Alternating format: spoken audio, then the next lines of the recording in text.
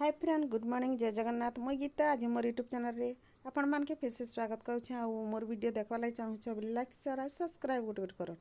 आज हूँ महाशिवरात्रि आ शिवरात्रि आपण मान अनेक अनेक शुभेच्छा और शुभकामना। आज मुझे केन के जो आपण मान के बताऊे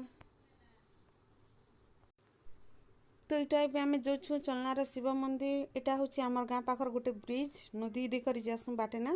तो यहाँ ब्रिज पड़ी तारपर हाथीबंदा आउ यहाँ हूँ फोरवे रास्ता कर जबार पड़सी आउ ए आम पहुँची गलु ना चलनार शिव मंदिर। इना देख बहुत भीड़ अच्छे इना आज अष्टपहरी होछे बहुत लोक मैंने जमीछन इना बहुत भल लागला आउ इना बहुत मंदिर गुड़ाक अच्छे लगी आख पाखर लोग सब इनके आसन शिवरात्रि हो कि शीतल षष्ठी हो इना बहुत भल से मना जासी। तो इटा देख इन पहरी होछे पहरी देखबार लगी भी बेसी लोक आसन तारपर इटा जे लंबा लाइन कर ठिया उठछन शिव मंदिर पूजा कर जिबार लगी बहुत लोग इने आसीथिले पूरा 2 घंटा 3 घंटा वेट कला परे एका जे करी आमे लाइन लागला परे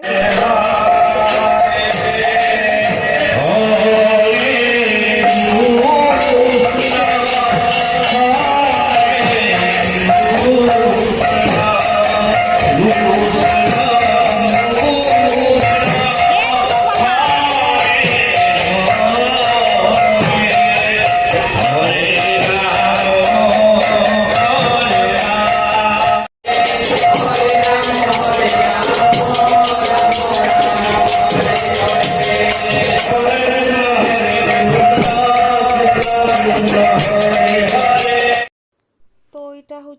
दुर्गा मंदिर आम हेना भी टी बुलनु माँ दर्शन करूँ एटा दुर्गा भितर एका अच्छी ना तापर यहाँ हूँ हनुमान मंदिर बजरंगबाली बजरंगबाली के दर्शन करी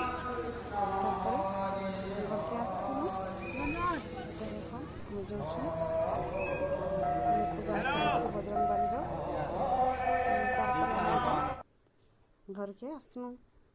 तो मोर वीडियो आपण मान के केंदा लागसी प्लीज बताबे आउ